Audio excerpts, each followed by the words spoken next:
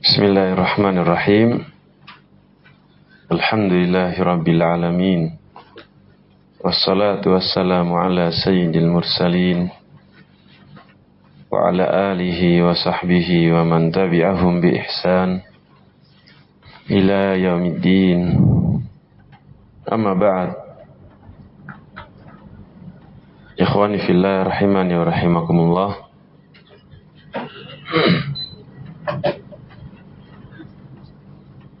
Allah Subhanahu wa taala dalam beberapa ayatnya Al-Qur'an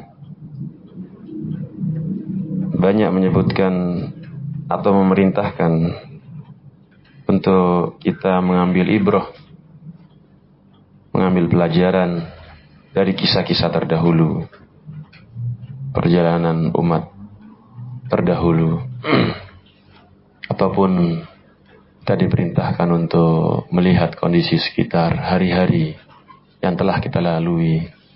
Banyak ayat menyebut fa'tabiru ya ulil absar, fa'tabiru ya ulil albab, dan yang lainnya dari ayat-ayat ini, sehingga tidak mengherankan betapa pentingnya sejarah atau tarikh dalam agama Islam ini, yang para ulama menulis sekian tulisan yang intinya tentang sejarah. Entah itu Al-Imam At-Tabari, Ibnu Jarir rahimahullahu ta'ala, atau Al-Imam Az-Zahabi, atau Al-Imam Ibnu Katsir, As-Suyuti, dan yang lainnya. Berkata Syekhul Islam Ibnu Taimiyah rahimahullah dalam Majmu'ul Fatawa beliau, qala fayambaghi lil uqala an ya'tabiru bi sunnatillah wa ayyamihi fi ibadihi wa da'bil umami wa adatihim. Sudah sepatutnya bagi orang-orang yang berakal untuk mereka mengambil ibrah, mengambil pelajaran terhadap sunnatullah yang berlaku terhadap makhluk-makhluknya. Nah, sunnatullah ini apa? Bagaimana kesudahan ahlul batil misalnya, dan bagaimana kesudahan ahlul haq. Untuk kemudian dari situ kita mengambil pelajaran agar kita tidak meniru, tidak terjerumus dalam langkah-langkah dan metode ahlul batil. Itu kita disuruh untuk mengambil pelajaran, untuk memperhatikan, mencermati kondisi manusia dari masa ke masa. Maka kata beliau, yang bagi lokala an ya'tabiru bi sunnatillah wa ayyamihi fi ibadihi, dan hari-hari yang berjalan, yang berlaku, yang melewati masa-masa para hambanya, dan juga untuk kemudian mengambil ibrah dengan da'bul umam wa adatihim, bagaimana pola umat-umat terdahulu dan kebiasaan-kebiasaan mereka. Bagaimana kemudian kita bisa mengambil ibrah? Tentunya ketika kita tahu sejarah mereka dengan benar. Nah, makanya di sini pentingnya untuk sejarah itu diluruskan.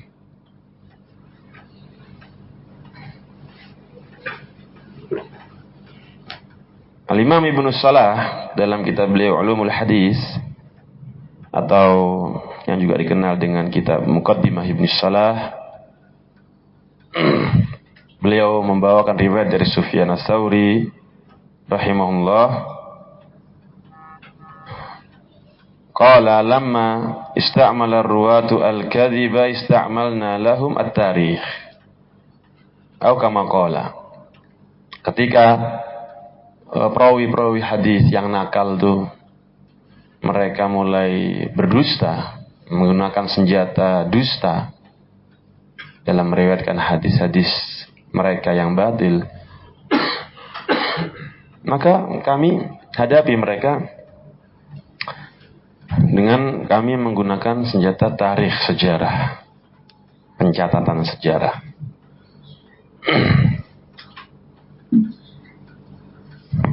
Dalam kitab yang sama juga Ibnu Salah menukilkan dari Hafiz Ibnu Ghiyath annahu qala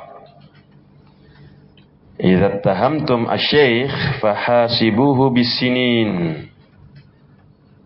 Apabila kalian ini sudah curiga dengan seorang syekh,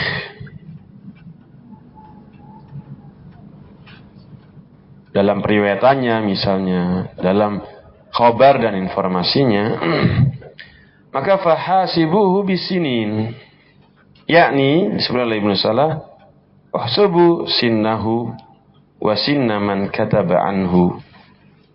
Hitung, cek umurnya berapa, atau di tahun tersebut umurnya berapa, dan juga umur orang yang menulis darinya. Ini nanti akan dengan perjalanan sejarah atau hari-hari dan tarikh ini, bukan hanya dalam permasalahan riwayat hadis, kebatilan, tuduhan dusta itu akan bisa tersingkap. Sebagaimana Ibnu Sina iftara ala Syekhul Islam Ibnu Taimiyah, berdusta atas nama Ibnu Taimiyah. Beliau mengatakan bahwa Ibnu Taimiyah itu pernah suatu saat naik di atas mimbar, kemudian mengatakan bahwa naiknya Allah atau bersemayamnya Allah di atas arsy itu seperti naiknya aku di atas mimbar ini. Ibnu Sina berdusta atas nama Syekhul Islam, dia mengatakan Syekhul Islam mengatakan yang demikian. Maka para ulama membantahnya dengan tarikh, bahwa Ibnu Sina masuk di negeri yang di situ Syekhul Islam tinggal ketika itu pada tahun sekian, di mana Syekhul Islam ketika tidak ada negeri tersebut. Nah, ini perjalanan sejarah yang akhirnya para ulama banyak menulis, mengungkap. Syahidnya di sini bagaimana pentingnya kita untuk merawat sejarah.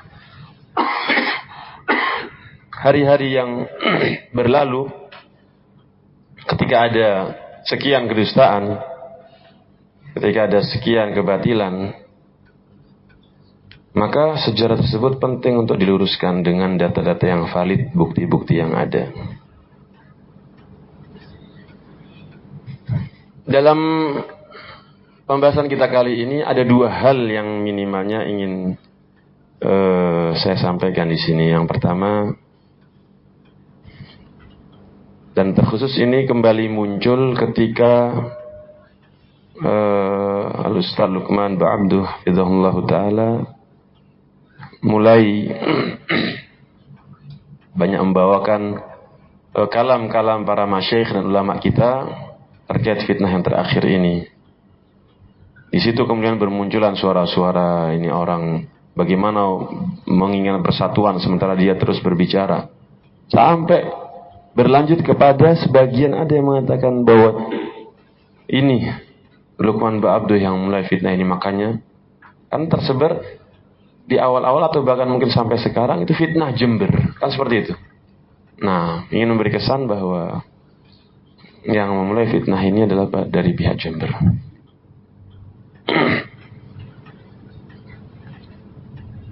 Secara ringkas saja, ketika di negeri Indonesia ini mulai masuk atau dilanda wabah corona COVID-19 sekitar bulan Maret, yang yang dimana Ma'had atau Pondok Jember ketika itu mulai banyak berkonsultasi dan menanyakan terkait wabah ini, yang dimana memang wabah ini sifatnya baru. Kita yang di Indonesia ini mungkin sejak puluhan tahun belum ada ditimpa wabah ini, hingga memang sesuatu yang butuh banyak dikonsultasikan dengan para ahlinya. Yang dimana ya, namanya baru, ya wajar mungkin kalau dalam penerapannya ada salah, ada keliru. Namun terus itu dievaluasi dan yang lainnya. Ada dari beberapa ikhwan di Jember yang merasa bahwa penerapan protokol kesehatan yang dilakukan oleh Jember ini terlalu berlebihan. Ada yang tidak suka, ada yang tidak terima.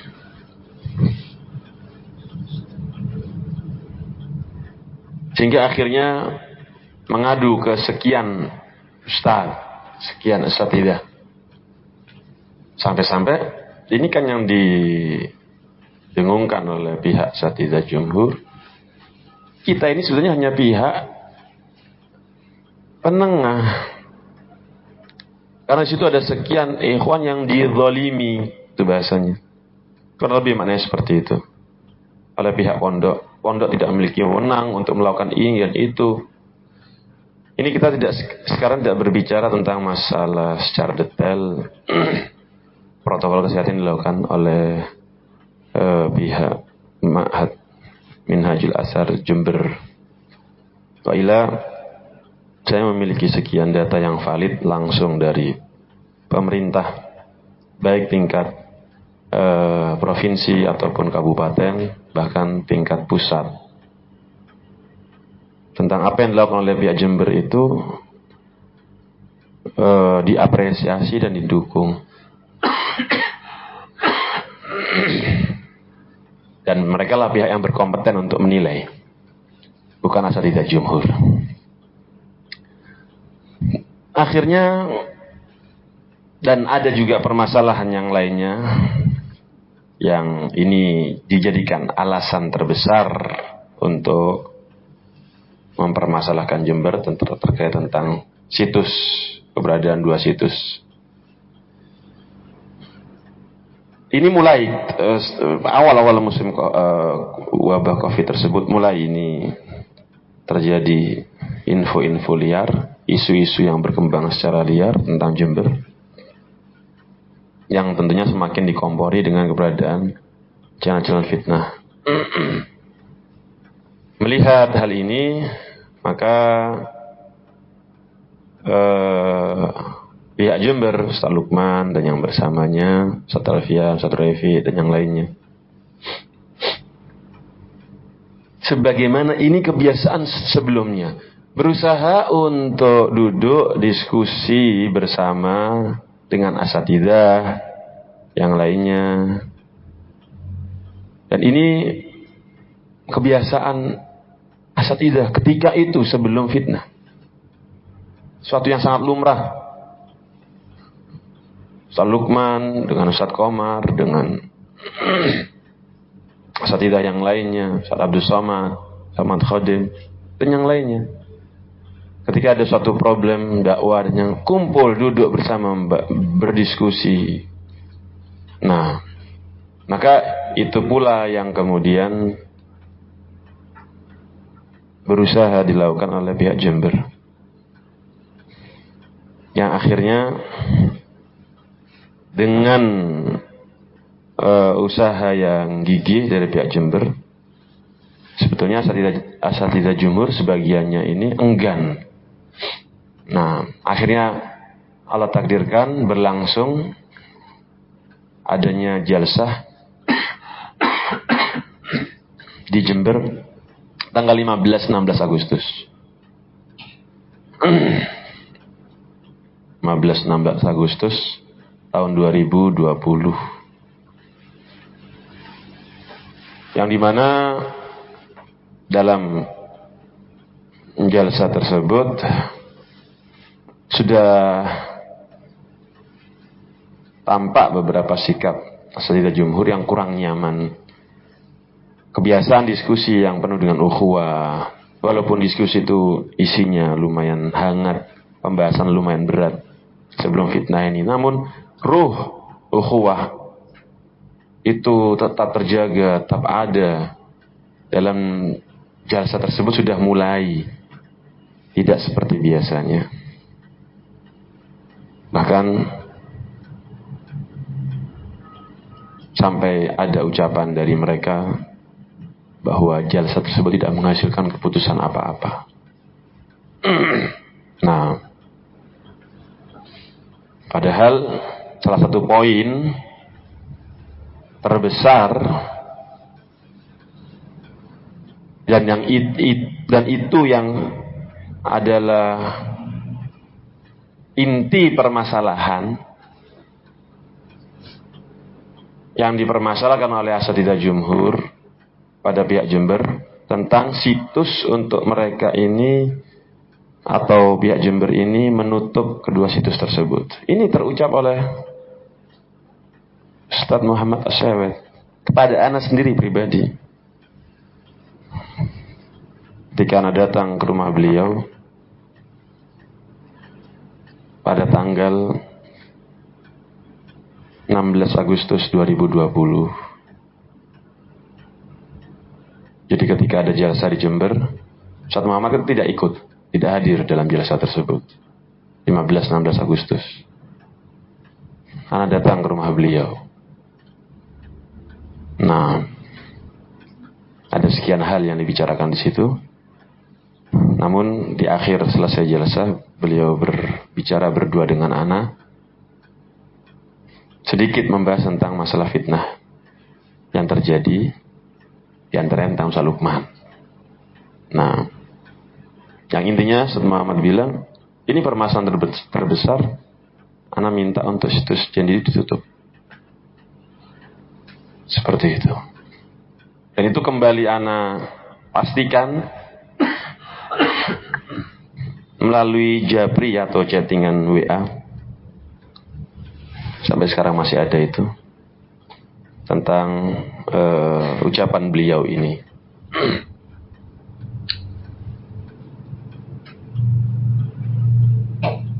Itu pertemuan kan inisiatif dari pihak Jember untuk bisa mendiskusikan kasak kusuk dan isu-isu liar yang sudah mulai tersebar. Channel Jerusalem ketika itu, sebelum itu sudah mulai bicarakan masalah mendobrak lockdown atau terkait lockdown.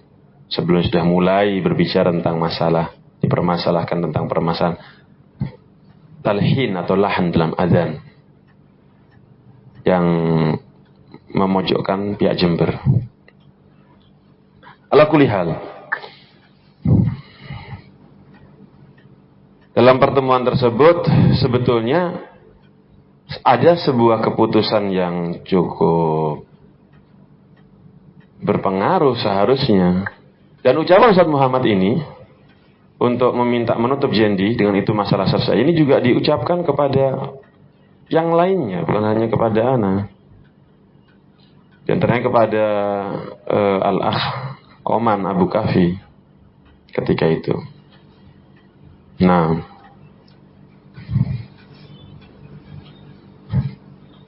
namun tampaknya pihak asatidzah jumhur tidak menganggap keputusan itu. Apa itu?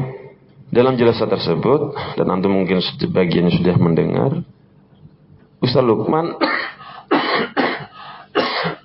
secara jelas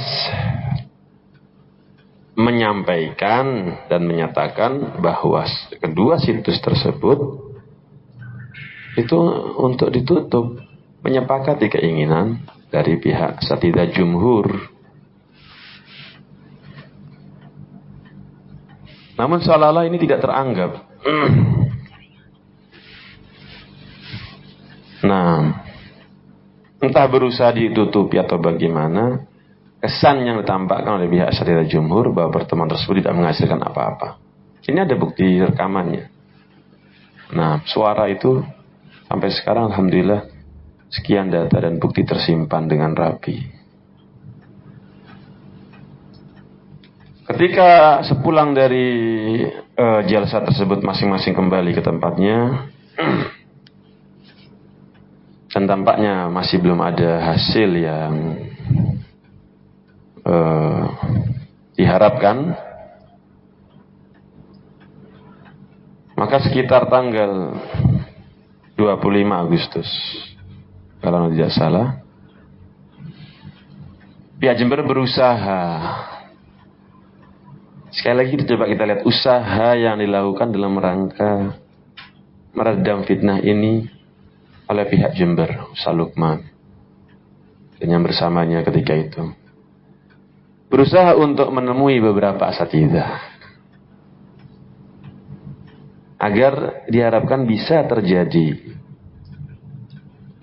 jalan keluar yang baik. Berusaha untuk menghubungi Ustadz Komar, juga melalui Abu Kahfi. Sudah disampaikan di hari-hari tersebut oleh Abu Kahfi bahwa Ustaz Lukman ingin bertemu dengan Ustaz Muhammad, sampai kepada Ustaz Abdurrahman Mubarak di daerah Cilengsi sana, sekitar Cilengsi, untuk bertemu. Nah, namun usaha ini tidak mendapatkan respon yang baik. Dan beberapa asatidzah yang lainnya ketika itu berusaha ditemui. Nah, yang Ustadz Muhammadnya tidak mau, yang Ustadz Mubaraknya juga dengan berbagai alasan juga akhirnya tidak mau dikunjungi. Nah, Ustadz Komar dihubungi, mempersilahkan namun dengan syarat tidak membahas masalah fitnah. Namun ketika sudah mulai berangkat, ditanya lagi, dihubungi untuk kapan ada waktunya, tidak ada respon. Yang akhirnya dengan husnuzonnya, karena sebelumnya sudah Ustadz Komar mempersilahkan dengan syarat tidak membaca atau membahas masalah fitnah, langsung didatangi di kediamannya di Temanggung. Nah, di hari itu juga berusaha ketemu dengan Ustadz Rijal, Muhammad Rijal. Ketika itu masih ada di Wonosobo beliaunya. Usaha, artinya usaha untuk terus berusaha meredam. Kalau oleh channel-channel fitnah atau gogoiyun itu dikatakan ini Lukman Ba'abdu sedang mencari atau menggalang dukungan, bahasanya seperti itu.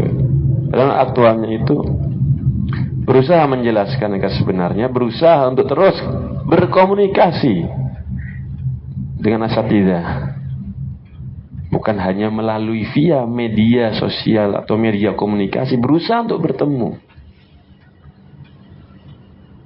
Ini yang dilakukan oleh pihak Jember. Yang kemudian kita semuanya dikagetkan di akhir-akhir Agustus. Muncullah khutbah Jumat yang fenomenal dari Ustadz Afifuddin, berbicara tentang di sana ada di suatu pondok atau di suatu tempat, di suatu kawasan, ibu mau melahirkan, tidak boleh, dilarang, sampai akhirnya bayinya meninggal dan yang lain-lain. Yang kalau itu bukan ditujukan ke Jember, maka sifatnya adalah sifat imajiner. Nah, karena di mana kejadian ada sampai terjadi seperti itu arahnya kemana? Seperti itu. Ini kan semakin, coba kita lihat. Yang pihak Jember berusaha untuk diskusi, duduk bersama. Ternyata mereka asatidzah Jumhur mulai memanasi situasi. Memang tidak disebutkan itu adalah pondok Jember, tapi orang ketika mendengar khutbah tersebut sampai itu kan dipakai oleh channel-channel fitnah dalam rangka memukul, menyudutkan pihak Jember. Coba lihat, itu masih di akhir-akhir Agustus. Ustaz Afifuddin itu bukan orang yang ikut dalam jalsah 16, 15, 16 Agustus. Di hari Sabtu Ahad itu. Nah, lantas bagaimana bisa mendapatkan info tentang ini? Ustaz Afifuddin itu sebelum khutbah, itu di hari-hari sebelumnya datang ke Batu, di Ma'had As-Sunnah. Entah apa yang dibicarakan. Nah, di mana sebetulnya masalah protokol kesehatan itu kan dalam jalsa 15-16 Agustus itu kan Asatidzah Jumhur mengatakan kita tidak ingin bahas ini karena itu bukan urusan kita, seperti itu. Walaupun ternyata hal itu dipermasalahkan oleh Asatidzah Jumhur, tapi ketika diajak diskusi bahasanya seperti itu. Nah, belum lagi mulai setelah itu di sekitar bulan September yang Ustadz Usamahnya, dan memang sebagaimana disebutkan oleh Syekh Abdul Al-Bukhari dalam sautiyah beliau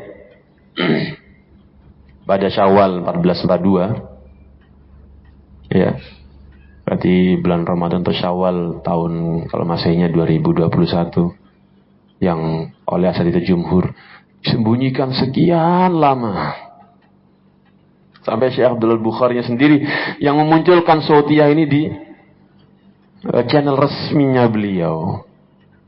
Kan dalam sautiyah itu Syekh Abdul Bukhari menyebutkan bahwa Syekh juga punya bukti-bukti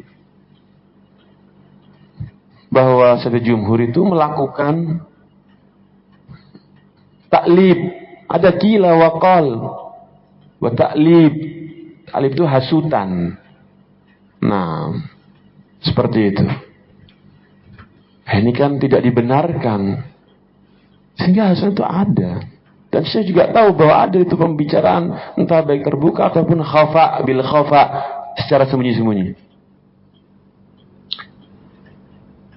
Sehingga untuk kemudian dikatakan bahwa ini fitnah berasal dari Jember atau pihak Jember yang mulai, ini tentunya sebuah kedustaan yang perlu diluruskan. Nah, coba kita lihat bagaimana Ustadz Abdul Samadnya juga, Ustadz Afifuddinnya, Ustadz Rafi'nya, sekelas asatidzah yang mereka Salafini menganggap mereka asatidzah kibar, untuk kemudian bisa menyampaikan berita dusta. Itu di sekitar bulan September ada audionya, ada juga simpan. Oh, Jember ini suka melakukan tajasus.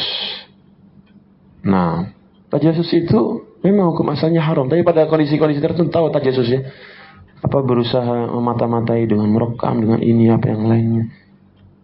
Tajasus itu memang hukum asalnya terlarang, tapi pada kondisi-kondisi tertentu boleh. Pada kondisi-kondisi tertentu boleh. Nah, pembahasannya insya Allah bukan di sini tempatnya. Sehingga wajar ketika ada sesuatu yang mencurigakan, dikhawatirkan, kedustaan-kedustaan itu, bagaimana sih kita bisa membantah kedustaan tersebut? Ya harus ada buktinya kan, seperti itu. Harus ada hujjah, yang itu kita bisa membantah kedustaan tersebut.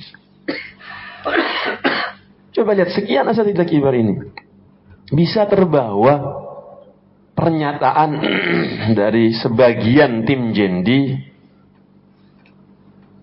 bahasanya mereka kurang lebihnya itu kan ada apa satu revi kok diseret-seret dalam surat taubat, surat rujuk.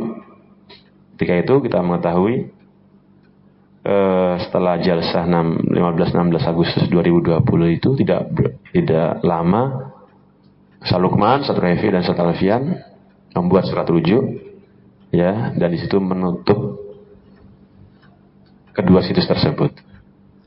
Nah, kedua situs tersebut. Apa itu?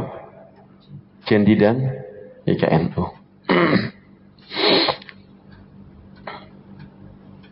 Ada apa itu kok Ustaz Rafiq diseret-seret namanya?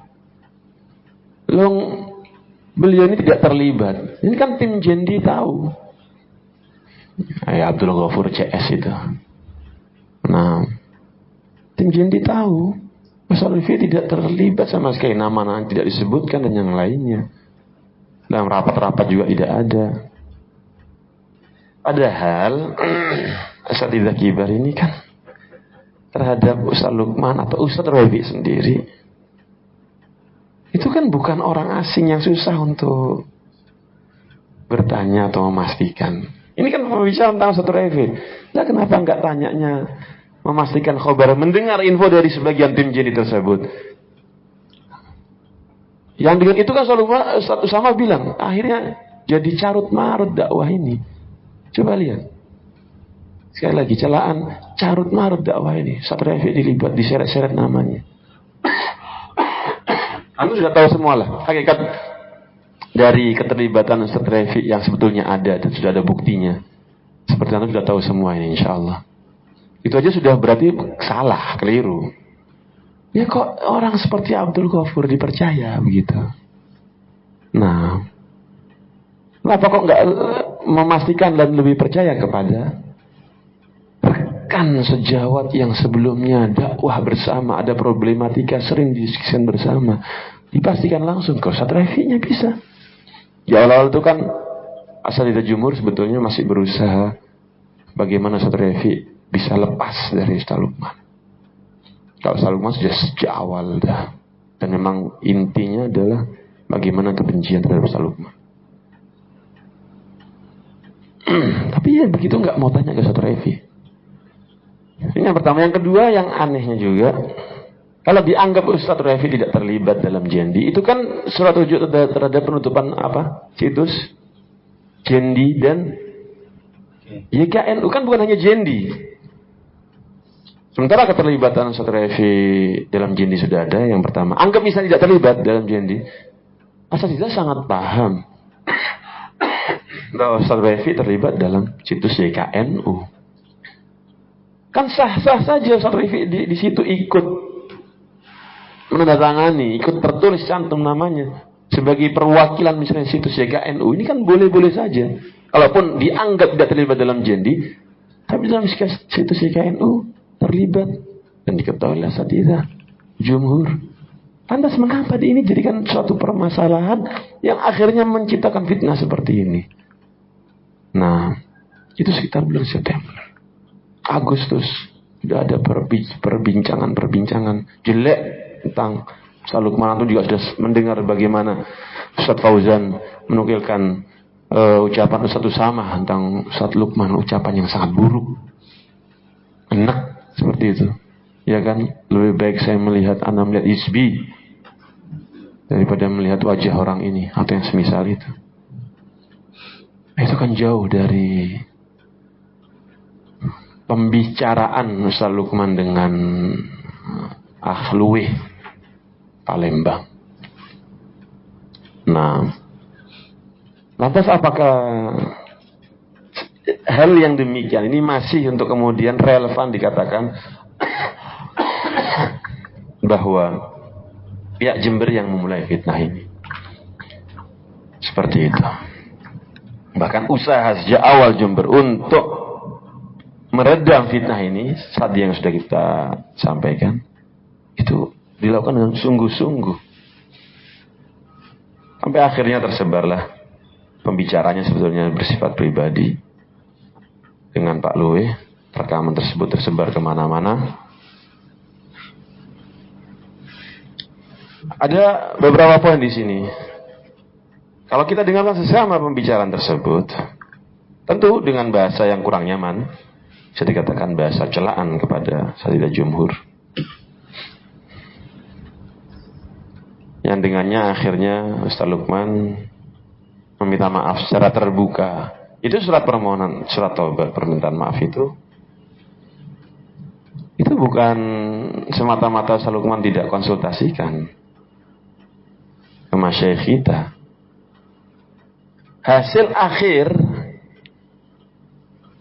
dari isi surat rujuk atau taubat tersebut itu merupakan hasil dari sekian konsultasi dengan sebagian masyayikh kita. Sampai-sampai penyebutan sekian nama ustadz dan dai. Itu ada berapa itu? Ada sekian belas. Nah, lebih dari 10. Satu persatunya. Itu kan hasil dari konsultasi dan sebagai masyayikh kita. Yang awalnya tidak ada penyebutan tersebut. Untuk kemudian dipuji. Dan Ustaz Lukman mengikuti. Sam'an wa ta'atan kepada ahli ilm. Nah, yang sebetulnya celaan itu bukan awal beliau yang tadi sudah kita dengarkan bersama bagaimana sekitar bulan Agustus September itu asatidzah jumhur sudah mulai celaan itu ada. Nah, sehingga barakallahu fikum ya ikhwan, ini sebuah hal yang perlu kita ketahui bersama. Kemudian poin berikutnya yang penting juga untuk kita tekankan pada setelah hari-hari kemarin Ustaz Lukman di daerah Sumatera, di mana itu persisnya, yang mengadakan kajian tentang judulnya apa itu, manhaj asatidzah jumhur dalam apa, garis bahaya hizbiyah. Nah, ucapan terus sampai kapan terus berbicara seperti itu? Bagaimana mau diharapkan persatuan? Asatidzah jumhur dia tidak mau bersatu. Sekian permintaan masyayikh, sekian bahkan Asy-Syaikh Abdullah Al-Bukhari dalam sautiyahnya itu bahwa masing-masing pihak harus rujuk. Itu siapa sih yang merespon dan menjawab serta menjalankan? Nah, mana sampai sekarang asatidzah jumhur ini ada rujuk atau tobat dari celaan-celaan terhadap Ustaz Lukman? Nah, dari kedustaan-kedustaan tentang entah permasalahan jendinya ataupun khutbah Jumatnya yang tadi tentang protokol kesehatan.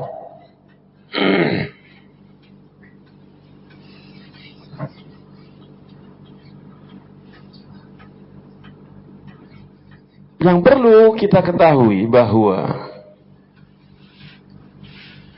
Ustaz Lukman kemarin berbicara atau sebelumnya itu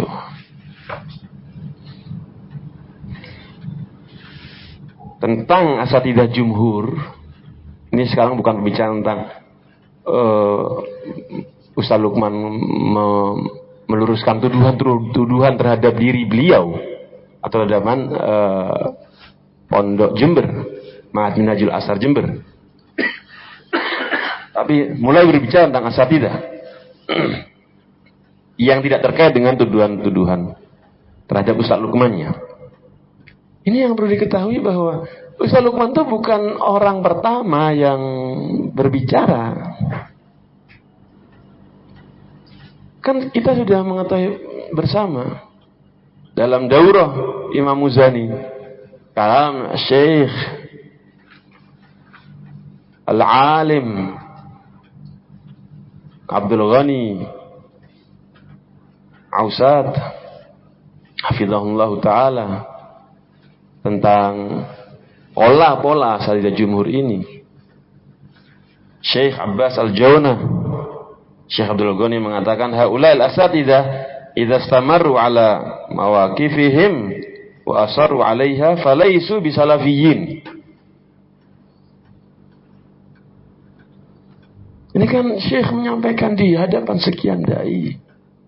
Syekh Arafat juga yang mengatakan bahwa asatidzah jumhur tidak punya hujah. Makanya dikatakan sifr ala shimal. Seperti itu. Syekh Abbas Al-Jawnah juga mengatakan ini cara-cara haddadiyah.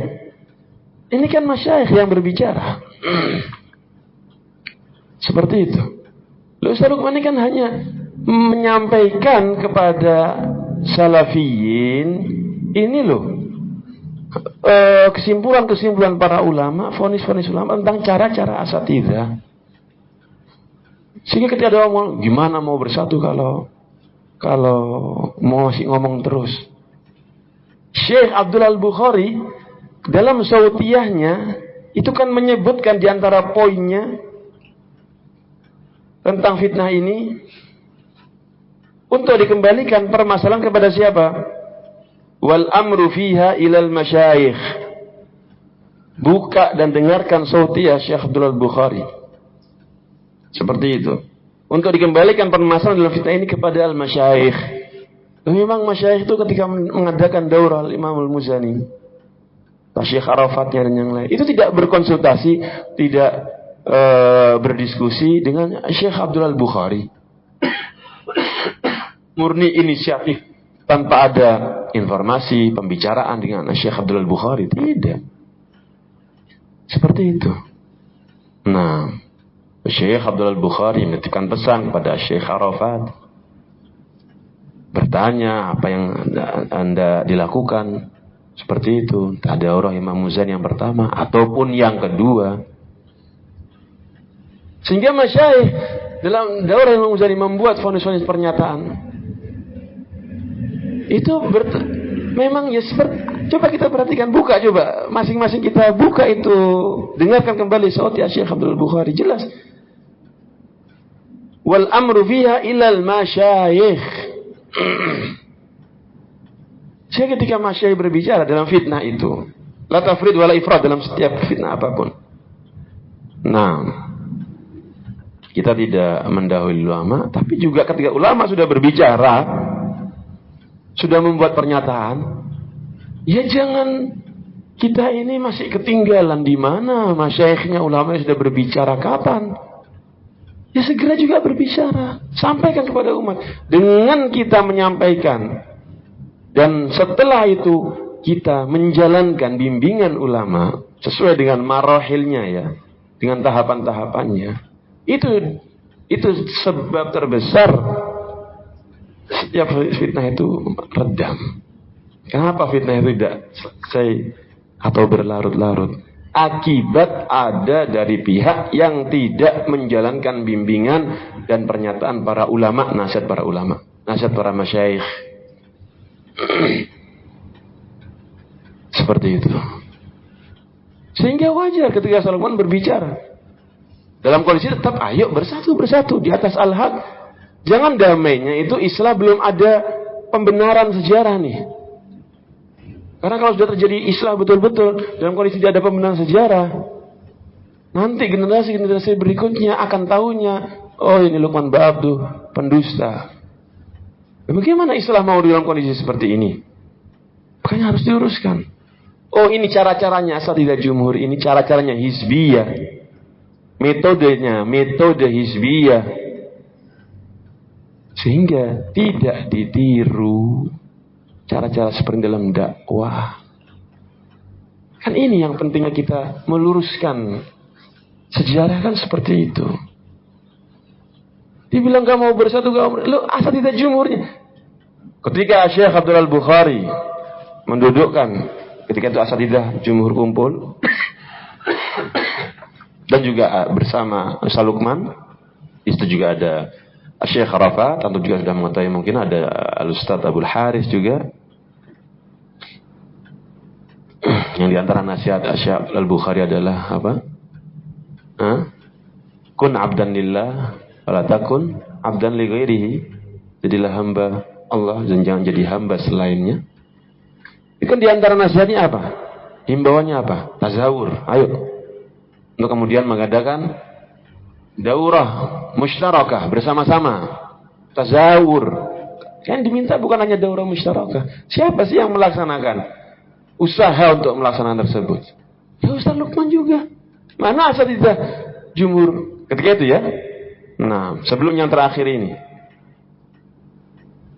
Ini penting kita untuk memahami marahil, tahapan-tahapan, biar tidak salah dalam memahami fatwa dan bimbingan ulama. Mana ada asatidzah jumhur menziarahi Ustaz Lukman? Nah, Ustaz Lukman lah yang inisiatif mendatangi, menghubungi, berusaha Ustaz Syafruddinnya. Ditelepon berulang kali susah sekali. Ustaz Komar dihubungi, tidak direspon-respon. Akhirnya Ustaz Syafruddin, ini kan berulang kali usaha ini. Seperti itu. Dan beberapa asatidzah yang lainnya. Alhamdulillah yang merespon baik adalah Ustaz Fauzan di Pendem. Dihubungi mudah dan bersedia untuk menerima kunjungan kita. Anak tahu karena anak ketika itu ikut. Nah, Ustaz Muhammad asal dihubungi, ya Allah, susah, nggak dijawab. Sampai baru setelah 3 hari, akhirnya Ustaz Hamzah yang menghubungi. Baru dijawab, mempersilakan, saya bisanya kalau nggak Jumat atau Ahad. Tidak berapa lama setelah itu muncul pamflet daurah atau kajian Ustaz Muhammad di hari Jumat dan Ahad. Ahad itu ketika itu di hari Jumat. Ahad itu adalah hari ketika itu daurah musyarakah di Jogja. Coba diberi pilihan Jumat atau Ahad. Ahadnya kan daurah musyarakah di Jogja. Ahad di Jumatnya ternyata ketika itu muncul pamflet kajian Ustaz Muhammad. Kalau nggak salah di daerah Jawa Tengah. Ada itu sampai sekarang insya Allah. Buktinya itu. Loh, gimana orang dipersilakan untuk berkunjung dalam kondisi ada jadwal mengisi? Kita juga manusia yang paham ini, orang akhirnya kayaknya nggak mau ditemui. Nah, Ustaz Syafruddin secara jelas mengatakan, oh ya sudah nggak usah, nanti aja sekalian daurah musyarakah. Ustaz, ini kita ingin berziarah kepada antum dulu sebelum daurah musyarakah. Ya nanti sekalian sudah daurah musyarakah. Nggak mau, intinya nggak mau. Padahal ini nasihat dari Syekh Abdul Al-Bukhari. Jadi bilang saya nggak, Ustaz Lukman berbicara, saya nggak mau bersatu. Siapa yang nggak mau persatuan sebetulnya? Nah, diundang datang ke daurah Imam Muzani. Yang pertama, kasih semua itu. Bahkan sebelum itu ketika ada suluh bayan iltizam yang isinya luar biasa, kita berusaha menghubungi beberapa asatidzah jumhur. Termasuk anak menghubungi Ustaz Komar, anak menghubungi Ustaz Ahmad Khadim. Beberapa asatidzah kita juga menghubungi Ustaz-Ustaz yang lainnya menyatakan kegembiraan. Hati ini senang. Coba lihat, isinya suluh bayan itu luar biasa. Itu beberapa hari setelahnya. Jangankan respon, salam tidak dijawab. Bagaimana ini? Suluh seperti itu berapa hari dengan nama Allah? Nah, ini kan antara ucapan, pernyataan, tidak tegak lurus, tidak berbanding lurus dengan perbuatan dan amalan. Seperti itu. Sehingga yang pertama yang mengatakan bahwa yang tidak mau bersatu itu sebetulnya siapa? Kemudian berbicara terus. Ini masyayikh yang sudah berbicara. Bahkan seorang ulama besar dari negeri Jazair, Syekh Abdul Ghani Ausad, hafizahullah ta'ala pun ikut berbicara. Syekh Abdul Ghani itu awalnya ingin duduk bersama asatidzah. Seperti itu. Karena beliau orang yang sepuh, sudah umur usia 60 tahun ke atas. Seperti itu. Itu pun juga dikonsultasikan kepada Syekh Abdul Al-Bukhari. Bukan semata-mata inisiatif murni. Seperti itu. Kita mau mengajak asatidzah, menghubungi saja sudah nggak direspon. Ana dan Ustaz Abdul Haris. Ana menghubungi Ustaz Komar, Ustaz Abdul Haris menghubungi Ustaz Afifuddin. Salam kembali lagi nggak dijawab, respon tidak ada sama sekali. Akhirnya gagal keinginan masyayikh di daurah Imam Muzani yang kedua untuk bertemu dengan asatidzah jumhur. Nah, coba lihat bagaimana pola pendidikan yang ditanamkan oleh asatidzah jumhur kepada para pengikutnya. Pembiaran yang terjadi. Daurah Imam Muzani yang pertama itu kan diundang secara resmi, diberi undangan satu persatu. Malah masyayikhnya yang disuruh keluar dari tempat berlangsungnya daurah. Diminta untuk datang keluar. Wah, masyayikh namanya, ya sudahlah. Nah, ya kan kalau orang tua itu terhadap anaknya yang ya kekanak-kanak anaknya sudah demi agar bisa anak-anaknya ini bersatu. Padahal nggak punya adab itu sebetulnya. Cara seperti itu. Tapi namanya orang tua bagaimana ingin anak-anaknya kembali. Kan seperti itu. Nah. Lantas. Pembicaraan yang sudah khusus dah. Asal kan awalnya nggak mau dengan pihak Jember. Khusus sudah. Syekh Rafat, Syekh Salah Kantus, dan Syekh Munir As-Sa'di. Seperti itu. Nah, di situ ada beberapa poin. Di antaranya sebenarnya masalah tazawur. Saling mengunjungi juga. Nah, yang akhirnya terjadi pertemuan dengan Asatidz Jember. Setelah itu, masyayikh pulang ke pondok. Kemudian berangkat lagi langsung bersama kita ke Villa Firdaus, tempat Asatidz Jumhur ada ketika itu.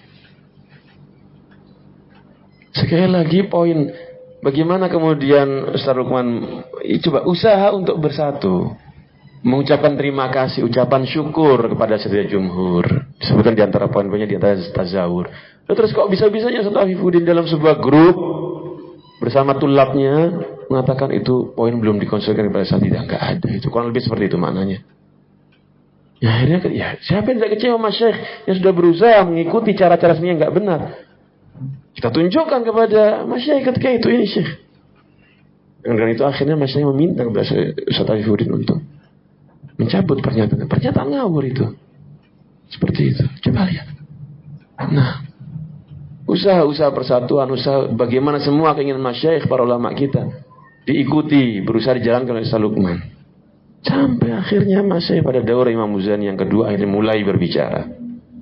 Karena bahaya memang kalau dibiarkan cara-cara seperti ini kalau tidak disampaikan kepada umat. Untuk kemudian setelah itu Ustaz Lukman berbicara tentang asat itu. Dikatakan, ini orang ngomong terus kapan mau bersatu? Syekh Abdul Al-Bukhari menyebutkan wal amru fiha ilal masyayikh. Nah, masyayikh sudah berbicara maka kita harus juga berbicara. Kan seperti itu sikapnya. Nah, sehingga barakallahu fikum ya ikhwan. Itu realita yang sebenarnya terjadi. Kita harus memahami bahwa awal mula fitnah itu sebetulnya keengganan Asatidz Jumhur, mungkin emosi atau ketidaksukaan terhadap Ustaz Lukman. Nah, bisa jadi ini benar dan tampaknya itu yang secara zahir kelihatan sekali. Tapi kalau tidak suka dengan Ustaz Lukman, jangan menyeret umat untuk kemudian ya sudah, nggak suka dengan Ustaz Lukman, ya sudahlah, sudah selesai, dicukupkan pada Ustaz Lukman saja. Ngapain ngajak-ngajak kita nih untuk kemudian memusuhi? Yang dimana permasalahannya permasalahan apa seperti itu. Dan nah ini permasalahan ternyata bukan semata-mata itu juga. Ada hal lain. Yang ini disampaikan oleh Ustaz Muhammad Rijal kepada Ustaz Abu Jundi. Seperti itu. Dan ada buktinya. Sampai sekarang tersimpan rapi insyaAllah. Bahwa Asatidz Jumhur itu kalau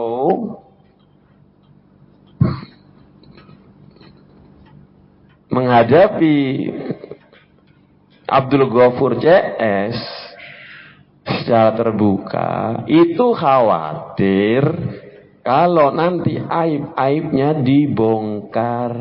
Bahasanya itu Ustaz Muhammad Rijal itu kepada Ustaz Abu Jundi, nanti keluar ini jurus mabuknya mereka. Nanti dibongkar aib-aibnya Asatidz, dan ini merupakan mafsadah bagi dakwah.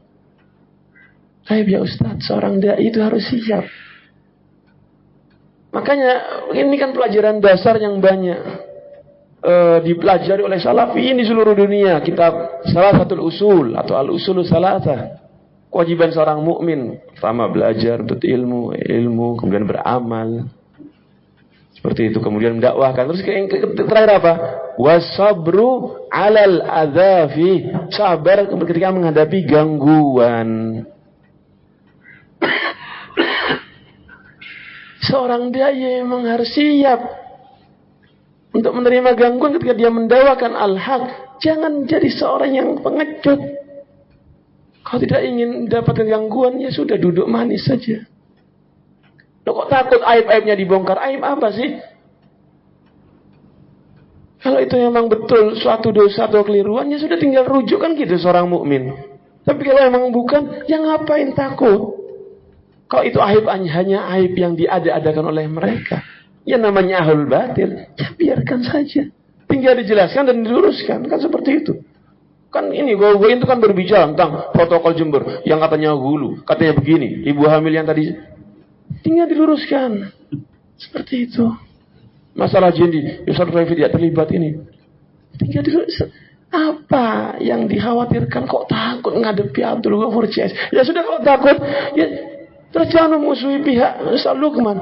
Ya kalau takut sudah, nih berdiri di sisi samping diam aja sudah. Ya sudah, biarkan pihak Jember yang akan menghadapi mereka. Kan seperti itu harusnya. Loh, kok terus ikut-ikutan menyuarakan suaranya gogoiyun Abdul Ghafur CS ini.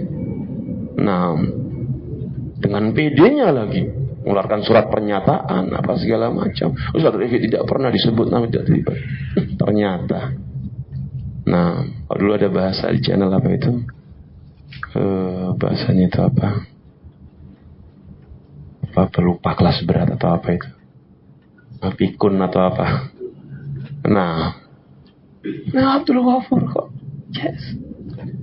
Jadi kalau lebih begitu ya ikhwani fillah, hafizani wa hafizakumullah, agar kita paham bahwa fitnah ini perlu untuk digencarkan. Banyak sebetulnya dari ikhwan salafin yang tidak paham.